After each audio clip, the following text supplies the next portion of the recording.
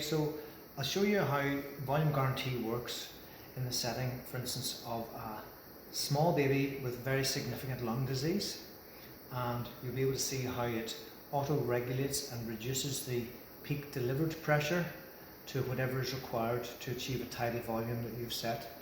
So the scenario here is we've got a 0.5 kilogram tiny preterm baby who's got surfactant deficiency and very stiff lungs.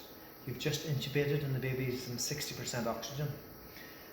And we know that our typical tidal volumes we want to set at would be, say, 5 mils per kilogram. So 5 times a 0.5 kilograms baby would give you a tidal volume for this tiny baby of 2.5 mils. So what you set is down along the bottom of the screen. So if we zoom in the bottom of the screen, we've set our FiO2 here at 70%. Our tidal volume, as I said, I've set at 2.5 mils in absolute terms. Our inspiratory time is 0.35. Our respiratory rate is 60 for this baby who's quite tachypneic. Our end expiratory pressure is 6. Our slope time is 0.1, and the P max, our default setting is generally about 25 for most babies as a P max. So this baby is intubated and ventilated. These are the settings that we've set. What do we actually get? What we get and what is delivered and what is required is shown in this right hand column. And importantly, first of all, we look at the tidal volume that is being delivered and the peak pressure, peak inspiratory pressure that is required to get that tidal volume. So I'm pleased to see that this tidal volume and exhalation is recorded as 2.5, which is exactly what we want it to be, given that we've set it at 5 mils per kilogram. So in this baby that works out as 2.5. Below that in the screen you'll see the tidal volume in mils per kilogram. So it's 5 mils per kilogram we're delivering. And up here, that's the peak inspiratory pressure. So in volume guarantee, the peak inspiratory pressure is what the machine is delivering.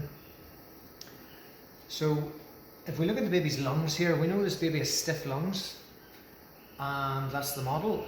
Let's say we give the baby surfactant, we can expect that the compliance, which is very small, is very low. The compliance will increase if we give surfactant. So this is the active surfactant in the dummy lab, and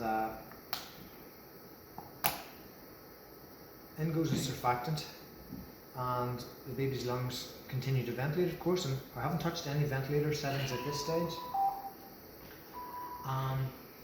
But we can anticipate that the saturation will greatly increase after surfactant is given, and the oxygen requirement can be tailed down. So let's say yes, the saturation rises, so we'll turn down our FiO2 if you want to just show us doing that. So down comes the FiO2.